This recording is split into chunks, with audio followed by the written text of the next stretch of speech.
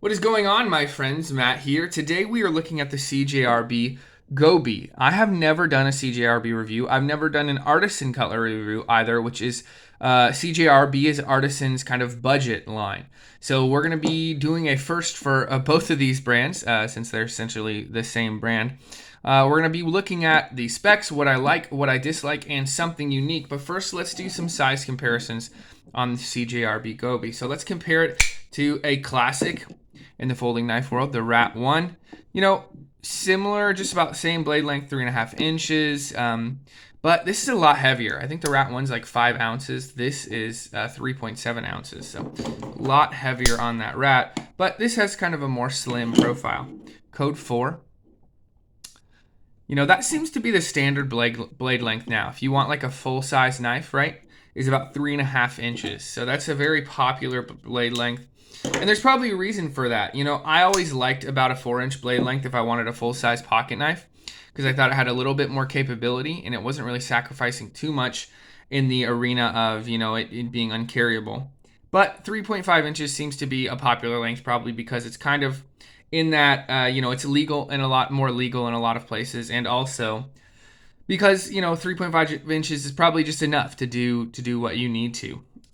So this is in comparison to the Boker Quaken. Really pretty knife. I just love looking at this thing. Kind of similar in their function. This is going to be more comfortable to hold and use just because that handle is just it's curved, it's contoured down to more fit the human hand. This is more of a pretty, kind of more of a show knife. Still very useful though. All right, let's compare it to one more. Kershaw length. We saw this in the last video right here. That aluminum just looks awesome. A little bit smaller of a blade on that Kershaw length, but not much, right? Okay, so the CJRB Gobi. Let's look at some specs real quick, guys. So we're talking about a 3.5 inch blade, 4.72 inch handle, overall 8.23 inches. This is a 3.7 ounce knife, relatively light for a full size knife or a 3.5 inch knife, right?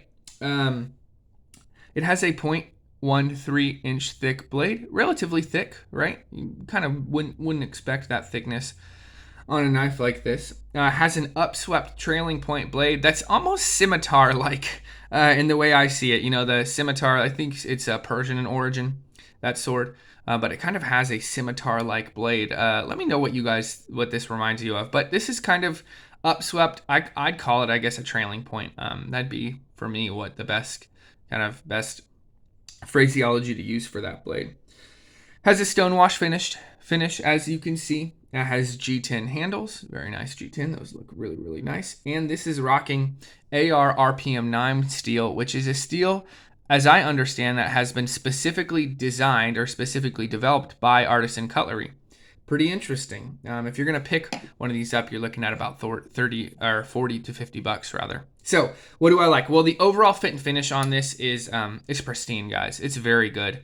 The overall fit and finish is just, there's nothing I can complain about. No hot spots, no sharp edges. Everything is just smooth. Everything is well designed. So fit and finish is nice.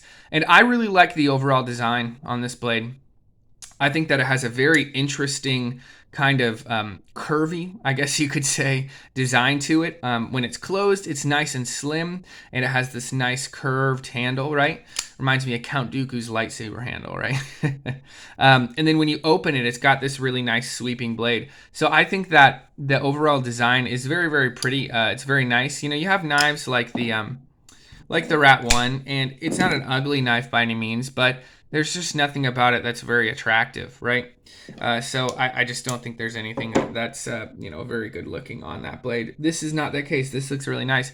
And along with that design, I think that the pop of color that they have on the various color versions of the CJRB Gobi is really nice. This one obviously has that orange and those orange aluminum kind of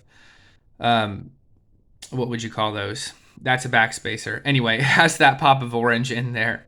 Accents, there you go. To kind of, just give it a little bit of a design element. And I really enjoy that. I think that looks really good.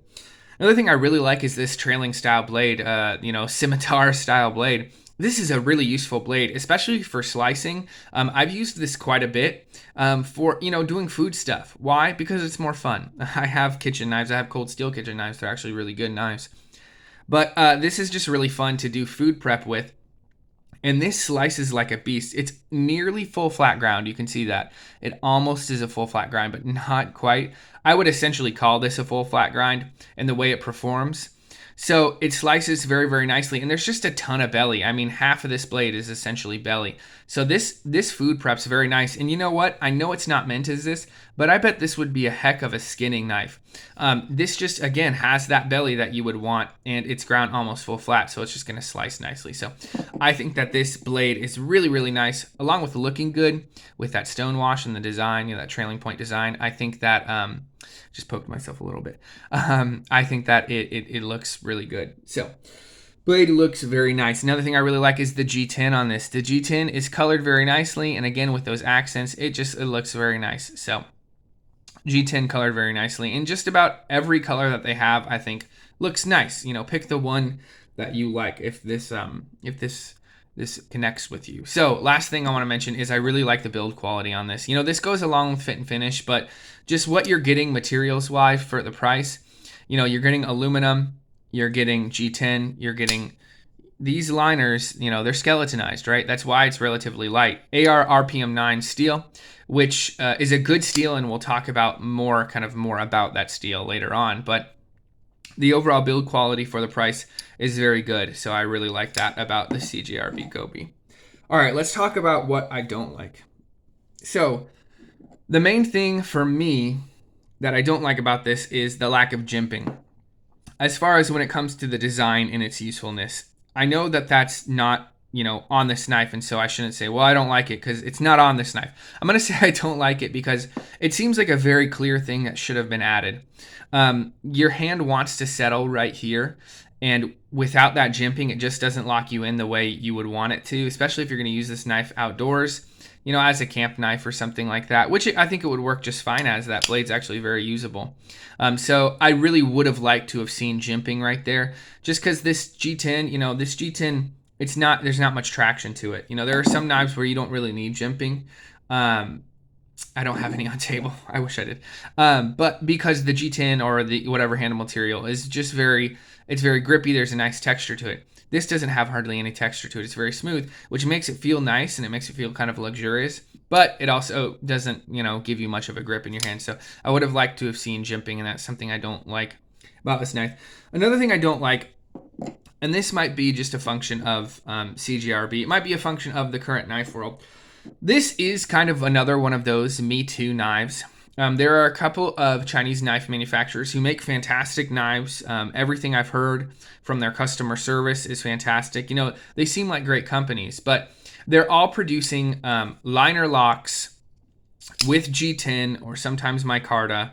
Oftentimes they're in D2, and guess what? The first steel this came out in was D2, before they switched to RPM 9. They're G10 liner locks. Their drop points or their clip points, there's not a whole lot of variation to it, and they all kind of, from what I understand, they come from the same kind of factories and stuff like that. So I don't love that this is one of those Me Too knives. There are a lot of Kaisers, a lot of artisans, WE knives, that are kind of making really, really similar blades. They're also working with some really interesting knife makers, so I don't want to say they're all like this, but this is, it's kind of in that ballpark of being one of those Me Too knives that's, it's very similar in design and construction to a lot of those other knives. And if you're wanting something unique, again, here's a Boker Quaken. That's something unique, right?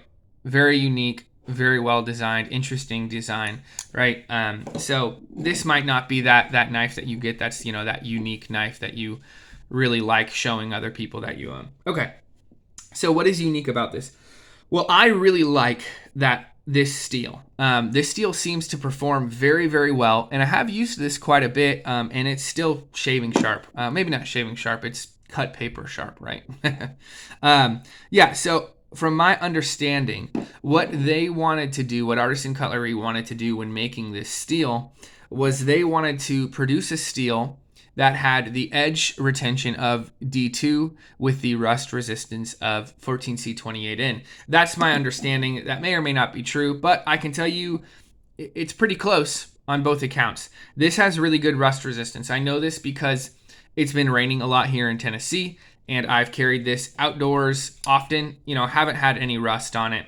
Some of my other knife steels will rust even when sitting in the case. They get a little bit of moisture in there, and they rust a tiny bit. This has not rusted, and I've owned this for quite a few months. So the edge retention also seems to be good. Can I say it's as good as D2? I don't know for a fact. I mean, it's very hard to quantify that. But what AR RPM 9 steel is a powdered metallurgy steel, which, we know powdered metallurgy steels.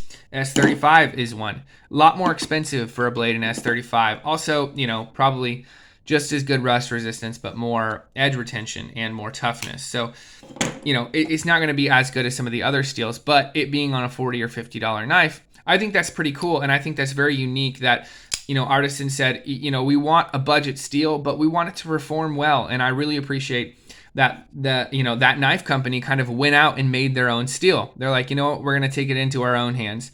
And I really appreciate that. I wish more knife companies would do that. Just go for it and make their own steel that kind of performs the way they want to. So I think that's really cool, and I think that's very unique. Overall, I do recommend the CJRB Gobi. I think they have a lot of cool designs. If you're looking for something more unique, again, there are a lot of other knives that probably aren't coming out of those Chinese factories like We and Artisan, but they're still good performing knives. And if that's what you want from a knife, you want it to perform, they're going to be a good option for you. So I would recommend this knife. I absolutely would. They have a lot of other designs that I'd like to review here in the future, but I think this is a good knife overall, especially for the price. All right, guys, let me know what you want me to review. I want to know what you guys want to see here on the table, but we will see you in the next video. Thanks so much for watching. Have a good one. Peace.